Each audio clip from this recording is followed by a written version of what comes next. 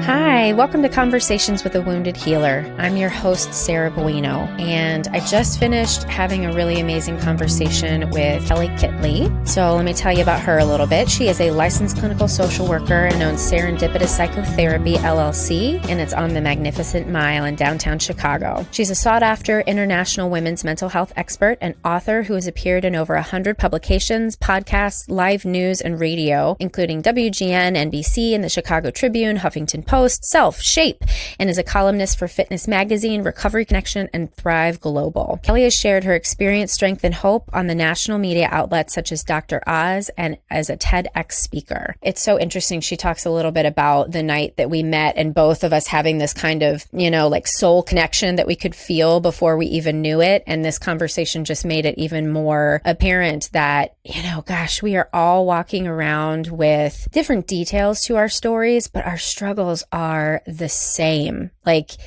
if we could just tell our story, I think with just feeling words, we would be telling the exact same story, which I think is really interesting. So I hope you enjoy this interview with Kelley Kitley. Thanks so much. Hello, Kelley. How you doing today? I'm doing great. Thanks so much for having me on this morning. Yeah, I'm really excited about this conversation. So why don't we just jump right in and have you tell folks who you are and what you do? So I own Serendipitous Psychotherapy. It is a women's mental health practice primarily. I do see men as well. And I treat couples using a cognitive behavioral therapy approach, as well as positive psychology and motivational interviewing. It's been a dream of mine since I was 16 years old after being treated for an eating disorder by a wonderful therapist I had a extremely reparative relationship with. And she was on Michigan Avenue. And after I had that experience, I was like, someday I too want to help people and own a private practice. So I opened Serendipitous about 3 years ago. And nothing is linear. So there was a lot in between, but I can say today that this is exactly the vision that I had a long time ago. And so it's amazing to be living that dream.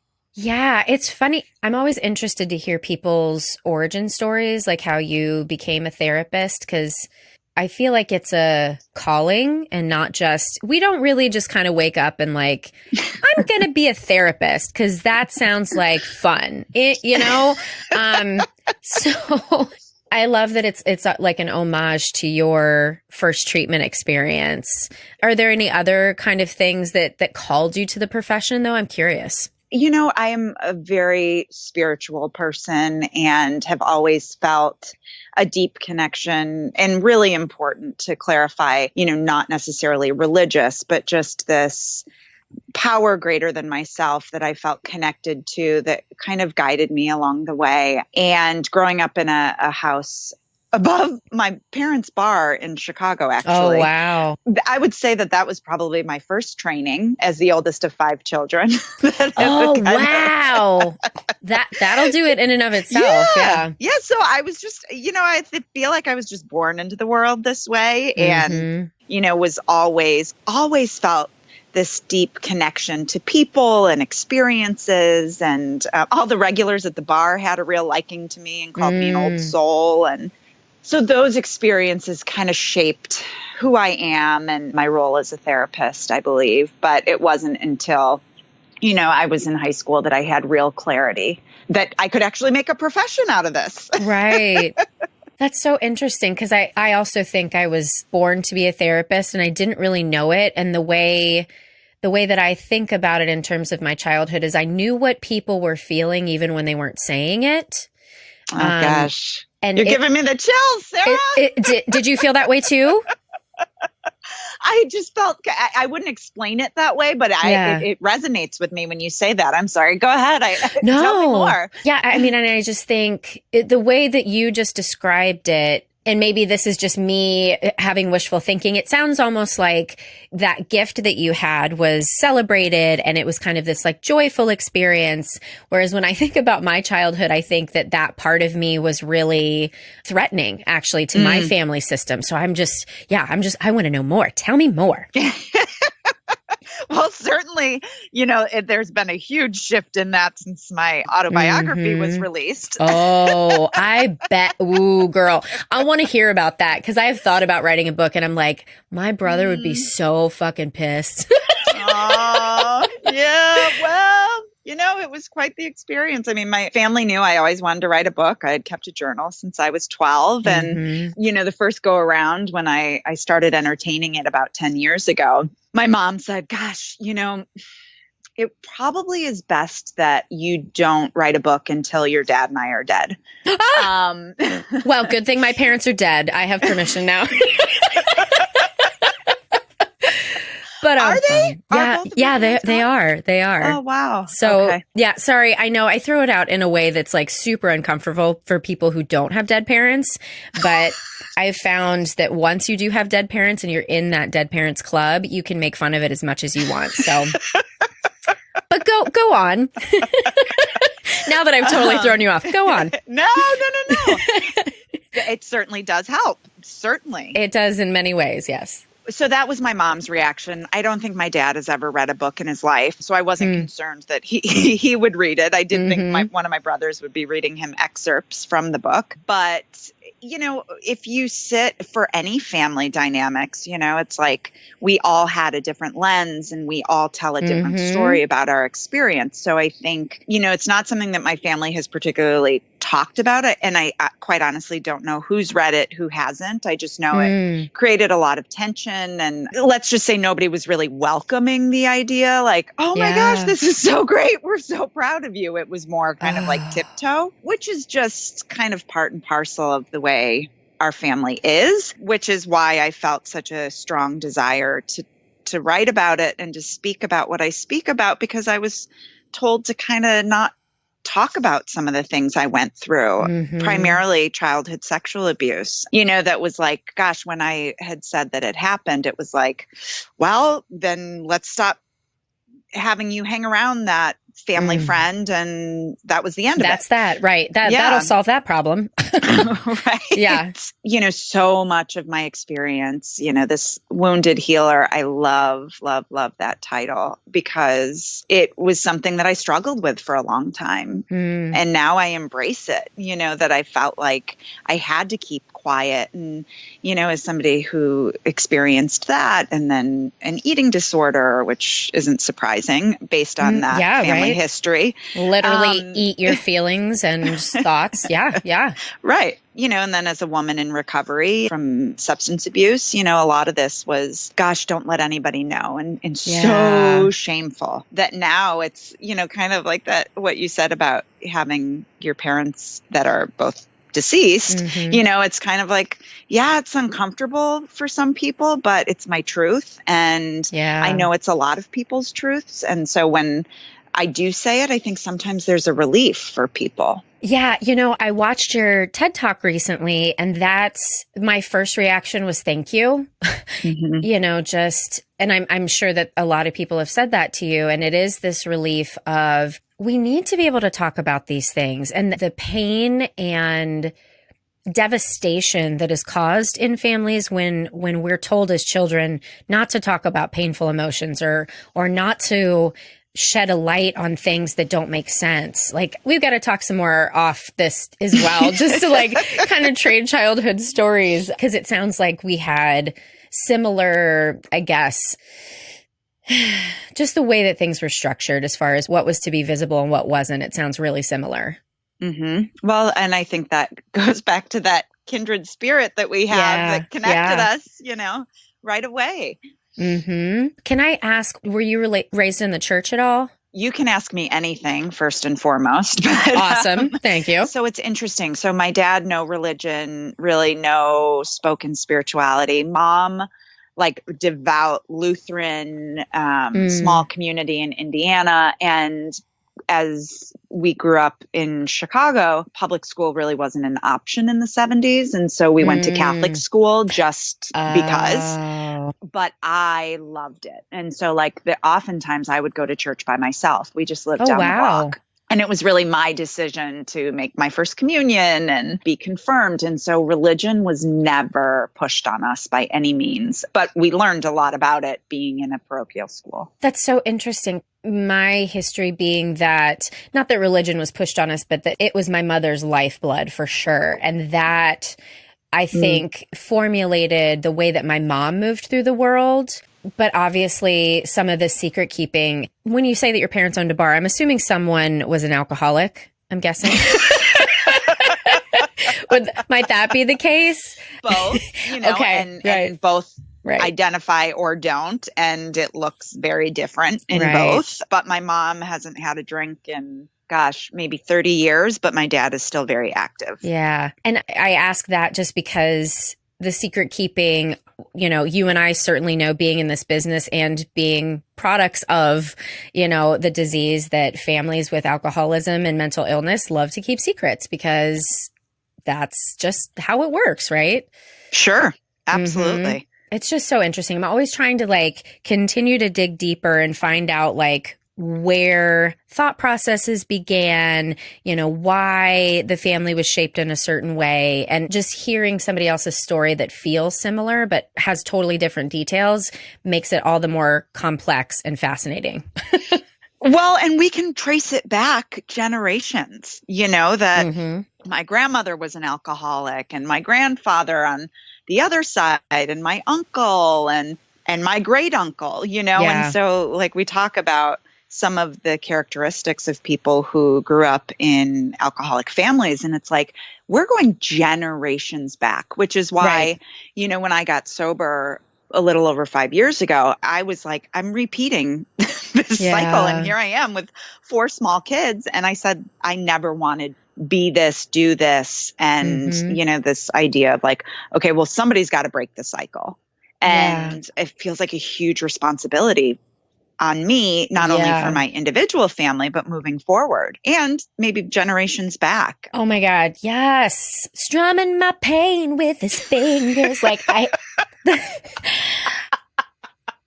mean, the thing that I heard you say is it has to stop, right? And the feeling of responsibility to not only heal moving forward, but moving backward. Yes. That's the feeling that I had my whole life, is that I somehow need to make a change in order to fix things that have happened in our family. Yeah. And on a good day, it's an awesome responsibility. Right. And on a bad day, I'm fuck this. Why me? Right. Why do I have to be the one to do this? Right. Why do I have to be the adult in the situation? Why do I have to make different choices? Right. Yes. And I'm curious, just because I made the choice not to have kids, partially because of all of the stuff that's happened in our family, and because I didn't know that I could handle the responsibility of healing myself, healing, my family lineage, and trying to make a decent human being out of it. So how do you do what you do? You take care of yourself, and then you come home and take care of 4 tiny humans. What? I can't even. Well, it sounds like you put a lot more thought into it than I did. I did. I spent probably, and my therapist at the time would tell you, I probably spent 5 years just talking about whether or not to have a kid. Oh, yeah. Again, I have the chills because there are so many women I see that struggle with that, in therapy. Yeah. And I'll get back to your question. I'm not avoiding. Oh yeah, no.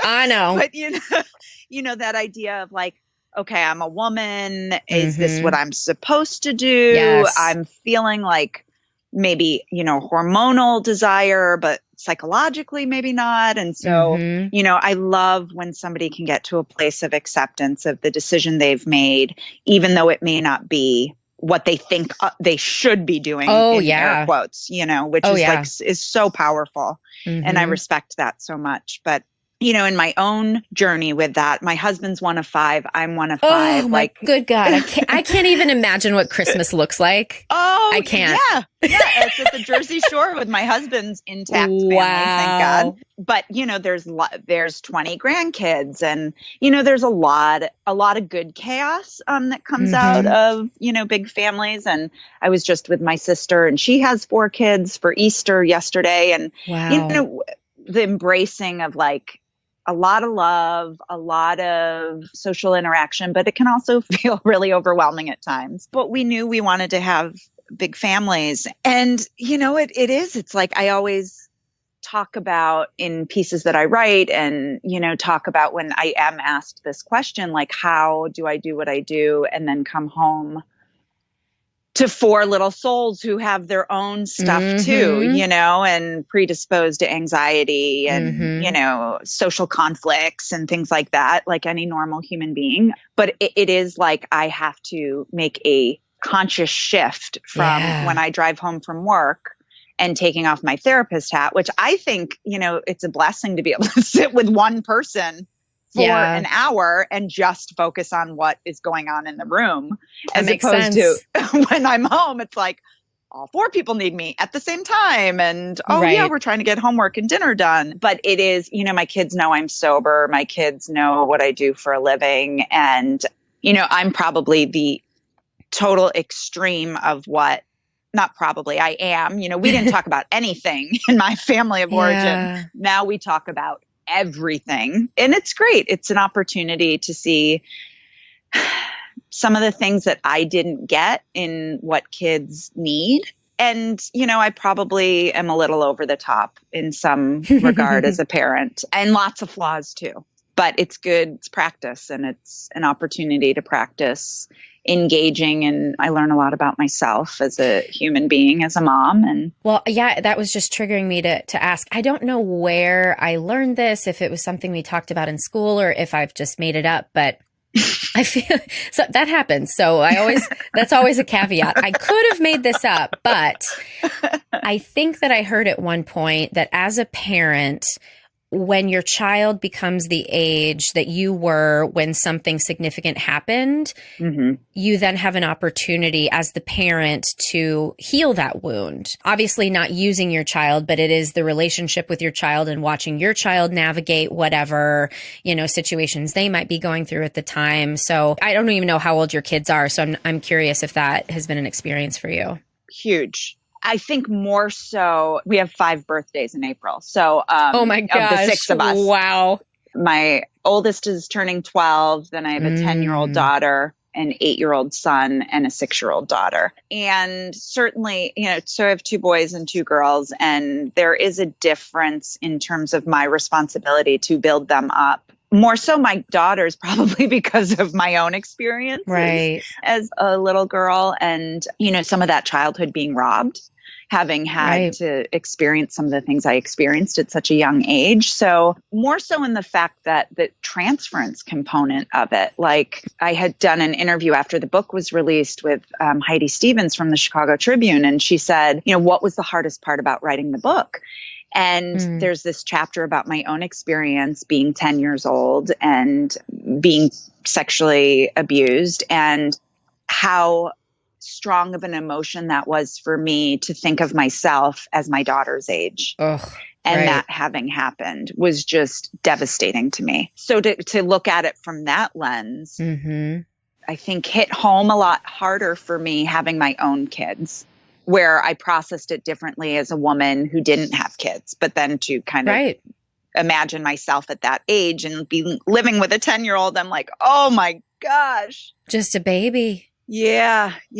That's so awesome. And I think, brava for doing your work and being able to, simultaneously navigate being a parent, being a healer in the healing profession, and being healed at the same time. I think, obviously, I'm sure you do it imperfectly like any person does, but I mean, I'm sitting here as a daughter who, and now I want to cry. This is pretty crazy, but as a daughter who wasn't seen because my mom couldn't process her own stuff on her own time. And what a gift. And I'm grateful to you for your daughter's experience, because I think not only are you healing yourself and you're healing them, but I think you're healing the collective at the same time. And so my 10-year-old self, I think, is appreciating how much you care for your girls. So thank you.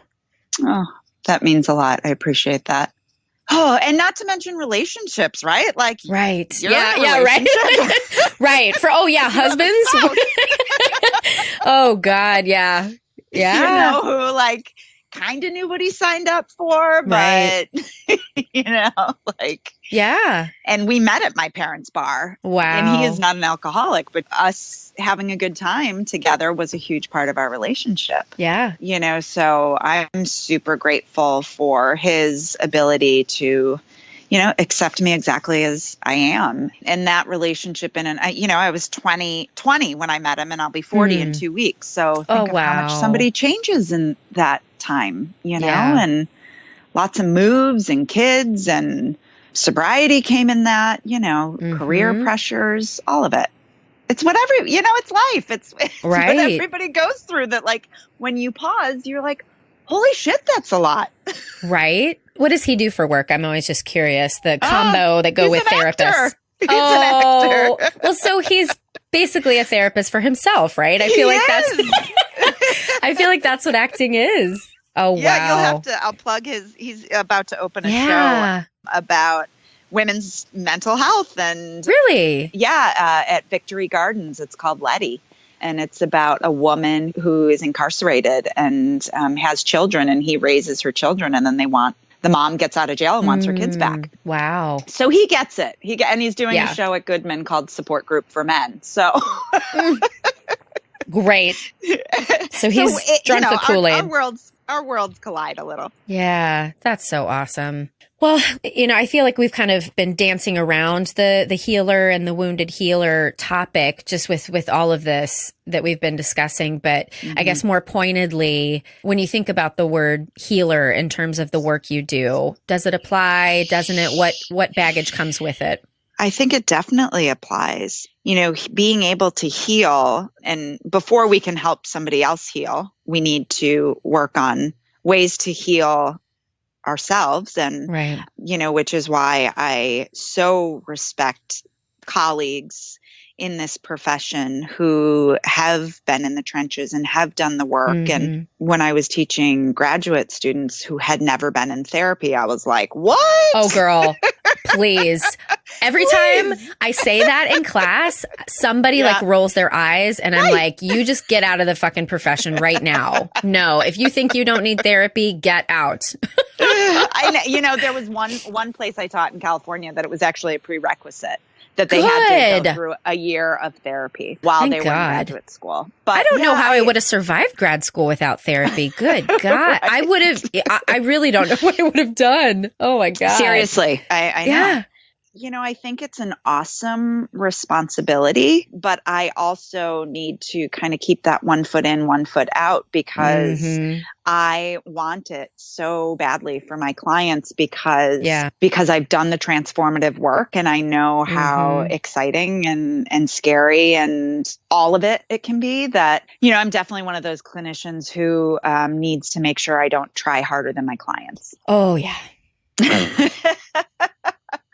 I want this for you so badly, but I'm not sure how badly you want it for yourself. Well, right. I think that goes back to, the childhood piece of being able to kind of recognize things in people that maybe they can't see in themselves. I think that's the burden of it, right? That's the shadow side is I see your potential and this beauty inside of you, and you might not ever get there. Yeah. Because that might not be your path in this lifetime.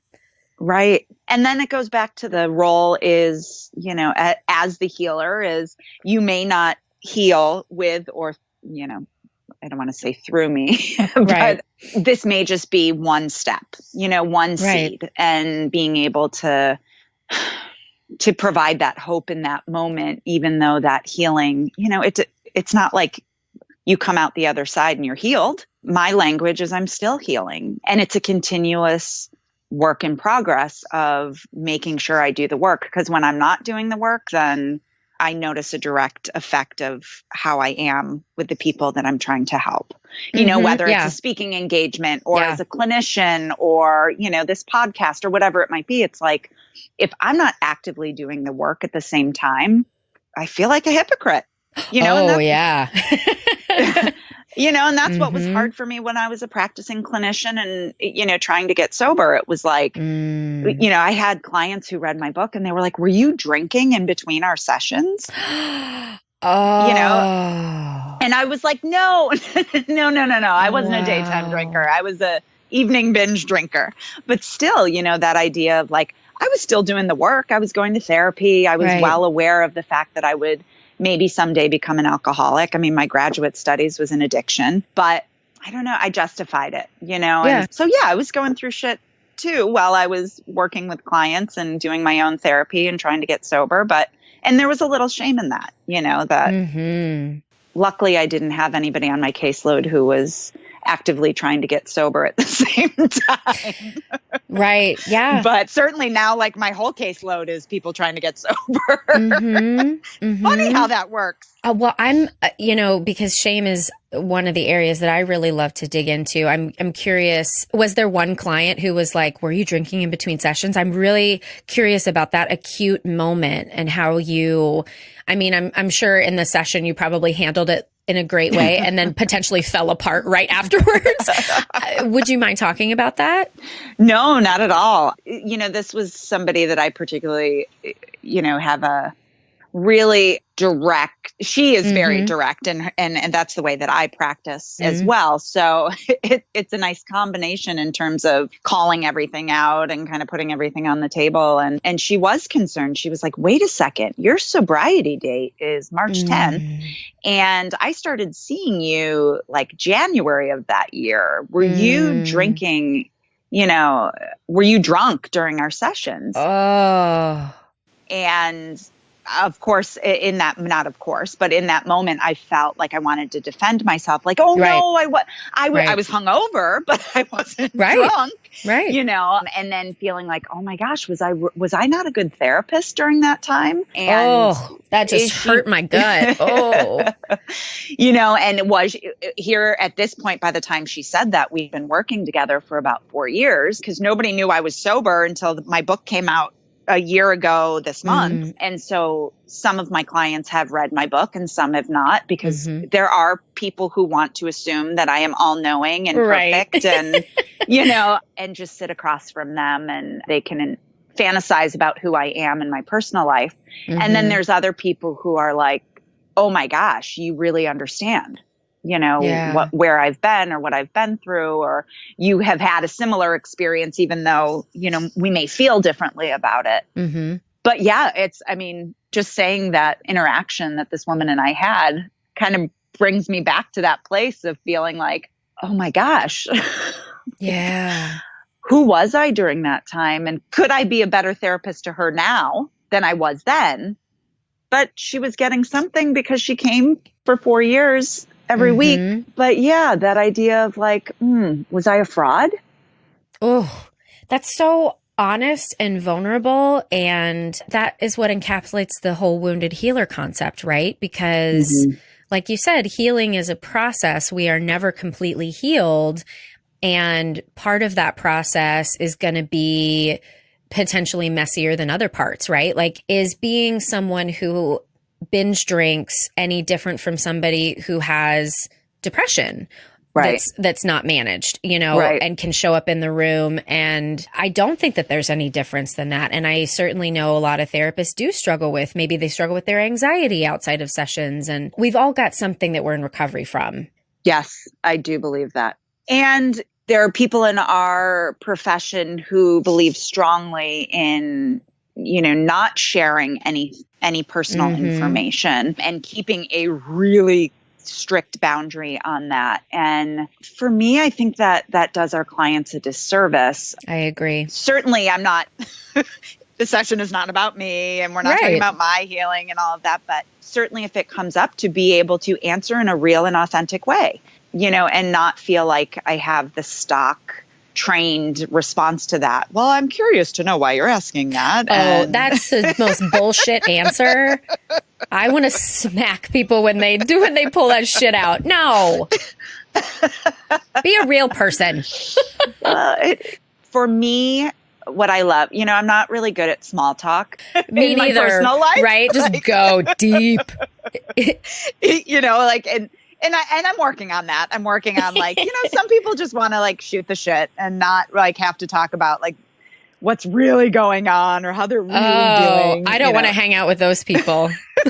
Well, certainly, people duck when they see me come for after school pickup, oh shit, here comes a therapist. She might know something's going on. But being able to kind of respect that and know that, people are sometimes more comfortable having some of those conversations, and certainly in the right setting, of course. Mm-hmm. But part of what drew me to this profession as well was, there's bullshit sometimes when people can't get honest, but to be able to have that deep, connected experience with someone is as spiritual as it gets.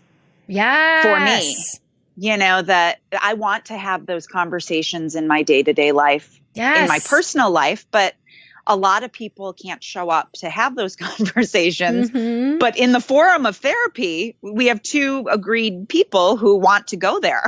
Yes. So that's where the transformation happens. That's one of the big reasons I always tell people I wanted to work in addiction in particular is because I wanted to be around people who are striving to be the best version of themselves at all times. And that's what I think therapy is and recovery is. And I'm exactly the same. I don't do denial at all. And it's interesting. Literally cannot do it. I kind of wish that it's hard not to be able to live in denial. It is.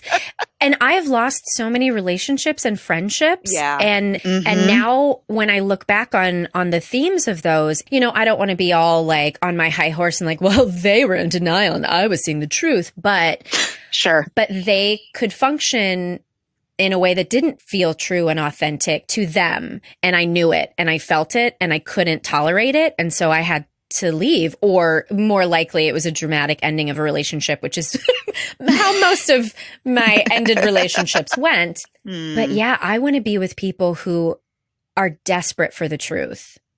Yeah. For themselves. Thank you for saying that. Yeah. It's hard, especially, I grew up in Chicago and have really long meaning time frame relationships that have just significantly changed over the years, and sometimes it's what is it about me that I can't just pretend and deny and continuously go along? It's no, I've really cleaned house. Yeah. And that's a tough responsibility. It's interesting because I feel like the more work I do, it gets more subtle, right? So the things that become uncomfortable now, I wouldn't have even known they were happening 10 years ago because I was so busy trying to people please and make sure everyone thought I was attractive and thought I was good at what I did and all that kind of stuff. And I keep losing my train of thought. I have no idea why I was saying that, but because you thought, because you said some of these things were subtle. Are more subtle now. Right. And in what you can tolerate, maybe. Thank you. Such a good therapist. Because we're always actually active listening. And so I can tell you exactly where you were, but I can't tell you where I was because I lose my own train of thought. But yeah, the point is that as I heal at the more subtle level, I find myself a little bit more lonely sometimes. Because the subtleties are so obvious to me now, but some other people in my life, they're not so obvious to. And again, this is not a judgment oh, you're doing it wrong and I'm doing it right. But we're in different places. Talk about our spouses, right? So my husband, he is the best. And his big fear, he's always said to me, he's I am terrified of you outgrowing me. And right. And that's been a fear of mine too, because I'm so, and this is my bullshit is I'm so fucking judgmental of people who aren't doing the work. Right. So my fear, right. That's a knowing laugh. I know. Yeah. So my fear is that I'm going to be judgmental of him. But what I've found in our relationship and all the relationships that I have that are long-term that work, as long as we're all honest and doing our work. Like that's all that it doesn't matter what level, quote unquote, you're at, even though there aren't levels, but you know what I'm saying? It doesn't matter how far along one is in their spiritual journey. But if you're showing up in the most, I don't want to say like there's the truth, but the truest for you, the most vulnerable, the most authentic that you can possibly be, that's what I'm attracted to. That's what I'm connected to. Absolutely. I don't need to measure it for you. Right. Just that you're doing it. Right. You're willing to do it. And it is lonely, because it's hard. It's hard to get that honest with ourselves and with other people. And I don't know, I'm just having a moment here of like, you get it. Yeah. And I know there are people who are listening who get it. And I don't know. I'm at a loss of words at this moment. I'm wondering, like, as we're talking about this, because for you and I, it sounds like we really have this. For me, it's felt like a survival thing. Like I have to continue this path. I have to be this way because there's an instinctual drive in me that says, if I don't do this work, I will die. I will be obliterated. I will be annihilated. And I think that's what, for me, prevents me from being able to experience denial in a meaningful way, because I know I will be obliterated if I live in that space. I'm curious for you if you have a similar feeling with that, or if it's something that like you made a choice one day to step out of that, or what your thoughts are. I think it's a little of both. I certainly, because of fear, struggled with similar things you're talking about, this people pleasing component and wanting to be liked and saying the right things and doing the right things. And I saw how damaging that was and how, even though on the outside I looked like I was really happy, I hated myself on the inside. Yeah. And just wanted to be maybe something or someone different than I was projecting. And so I'm known to be honest to a fault. Yes. We really are sisters from another mister, girl. We really are. and it eats me up when I can't be, you said, it's kind of this, like, I don't really feel like I have a choice. Like I just have to, and that's my most frustrating thing in relationships. It's like, look, if with my family, it's like, tell me how pissed you are at me about this book. Right. Tell me something that you're holding on to that you totally disagree with. Right. And let's have a conversation about that. The avoidance and the denial I have seen kill people. Yes. So it is, and even with clients, where they're like, well, I'm not really sure how somebody felt about me on that date. I'm like, could you ask? Right. And there are so many people that I do try to get really honest with, and they still avoid and deny. But as long as I keep showing up that way, somebody's going to join me, and have some of those conversations that are hard to have, that are just, and I'm not talking about conflict, I'm talking about just depth. Well, I think in what you're saying, there needs to be a certain level of the ability to tolerate the dialectic, right? Knowing that there are two things that are opposite that are occurring at the same time, because that's what's inherent in conflict in families. We do have different realities and experiences of the truth of what happened, and they're all true. My brother had a really loving relationship with my mom that was completely unconditional love. And though there were flaws, of course, it was so different than my experience with my mom. And I know that my mother loved me, but it didn't feel like love. Those two things exist at the same time. And that's the conversation I could never have with my mom, is that even though you're not intending these things to happen, this is how I feel. And when the people in our lives can't hold those two opposites, that's why we stay in denial and aversion, right? Right. And, my mom has been really great about accepting that piece of it. That is your viewpoint. That is your opinion. I mean, we kind of go in waves of the intensity of our relationship, but being able to say, yeah, I'm this and I'm also this, and this person may trigger this inside of me, which is why I respond that way. Or, maybe your mom, well, I don't need to psychoanalyze. No, do it. I love it. Do it. Bring it. Maybe you represented some things in your mother that she doesn't like about herself or that she wishes she could be. On the nose right there. Yep.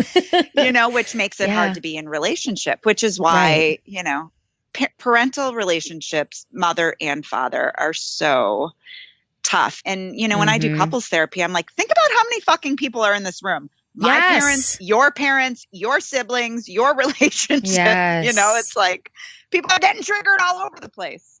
I know. I love when clients are like, I just want to talk about what's happening now. I don't want to talk about my childhood. And I'm like, well, I can't do that. That's kind of not how therapy works. No, my childhood was great. It didn't affect me at all. Says the alcoholic. And I'm like, okay, we'll get there in a couple years. Don't worry. I try to level the playing field by telling everybody everyone's parents fucked them up. Like, everybody's crazy. Everybody's fucked up.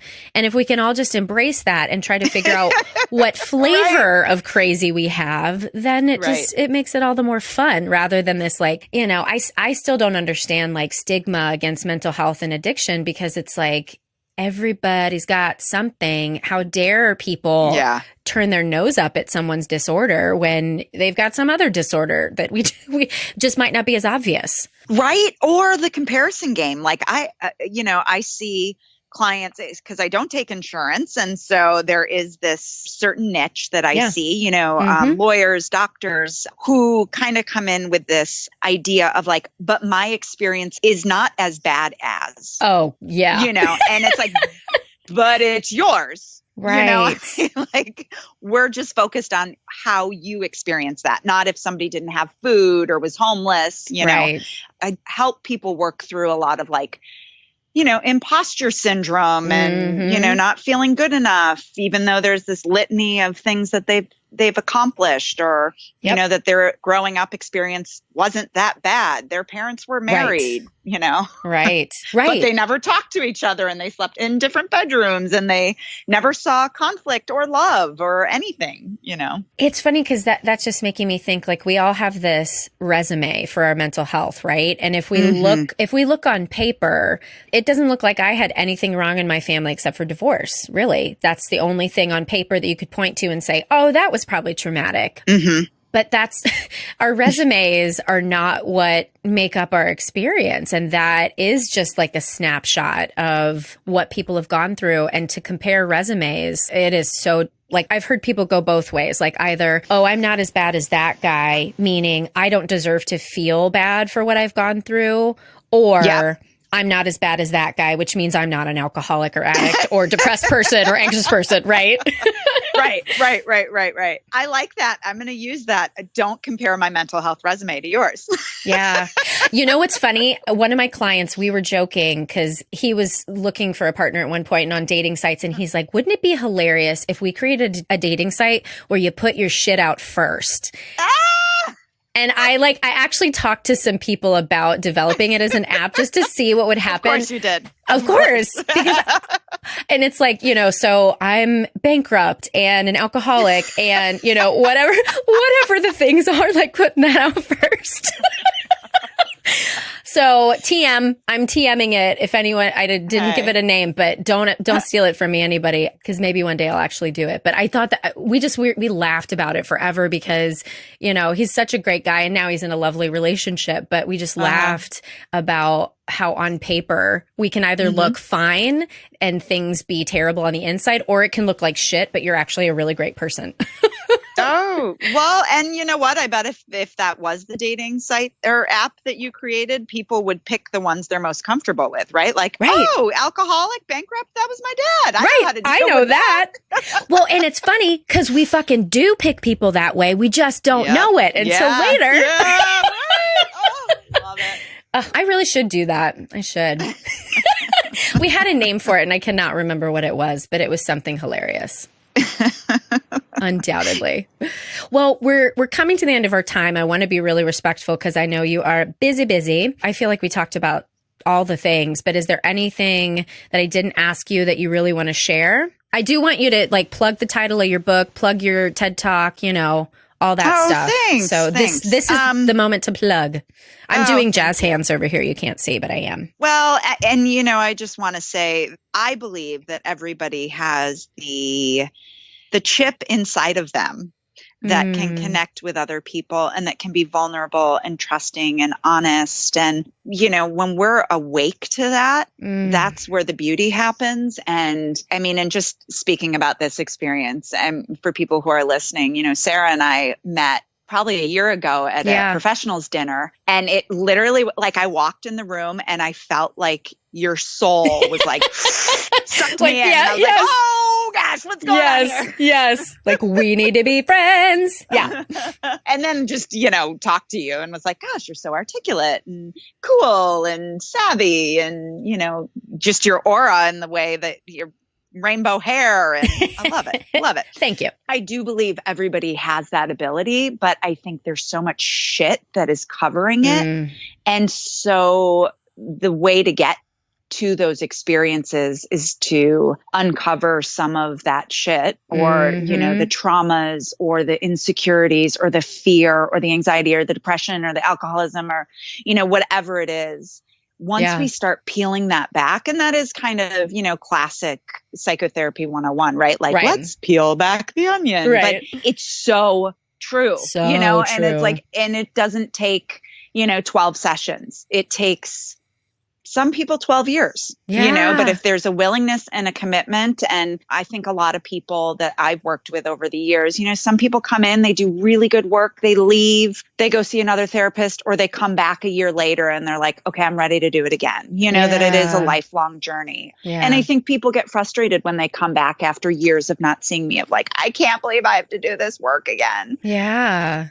But what's the alternative of not doing the work? Being asleep. It's like either you're awake and in pain or asleep and in pain. So I'd rather be awake. Definitely. So yeah, my 1 year anniversary, some really exciting things coming up of releasing my autobiography of survival called Myself. It's available on Amazon. And I'm heading out to LA the day before my 40th birthday to be on Access Live. To talk about no way! April is Sexual Assault Awareness Month. So one of my hats in my business is constantly pitching myself to media outlets. And, for every 100, they say you get one. And I think this one was like, for every 500, I got this one. So I'm really excited. Good for you. To share my experience, strength, and hope on a national platform to teach people about, how to heal and how to recover from sexual abuse and sexual assault. And then I'm actually headed out to Lake Forest College tonight, where I did my TED Talk last year called I Show My Scars So Others Know They Can Heal, for another sexual assault panel education component. So this month is really exciting and a lot going on. And I'll be speaking at the Rape Victim Advocates fundraiser in May with Tarana Burke, the Me Too founder. And I received services from Rape Victim Advocates at 21 after I was sexually assaulted on the streets in Chicago, and have reconnected with them 20 years later. And they're still doing amazing work. And they really, saved my life at a time that nobody understood or validated, and victim blamed and all of that. So there are resources out there that are phenomenal, and they are one of them. Well, thank you so much. This has been so awesome. And we definitely have to find more time somehow in our lives to have more conversations, because clearly we could just talk forever. Sarah, it is awesome. What a great way to start off the month and start off the week. Yay. I'm so glad to know that we're doing really good work together. Yeah, absolutely. Well, thank you so much. Take care of yourself and have an awesome day. Thanks, you too.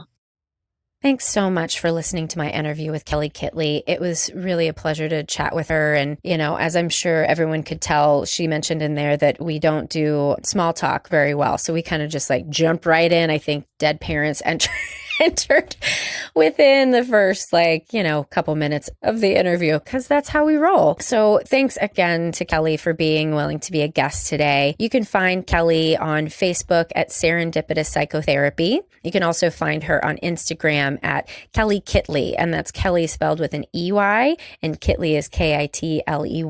Thanks again to Andrea Klunder and Edwin Ruiz at the Creative Imposter Studios for editing, to Liam O'Donnell for the photo for the album art, and to Ben Mueller for our theme music. You can find even more information about Kelley Kitley at my website, www.headhearttherapy.com/podcast, or you can go to bit.ly/wounded-healer. You can find Conversations with a Wounded Healer on Facebook and Twitter and Spotify and all those fun places. Thanks again for listening. Bye-bye now.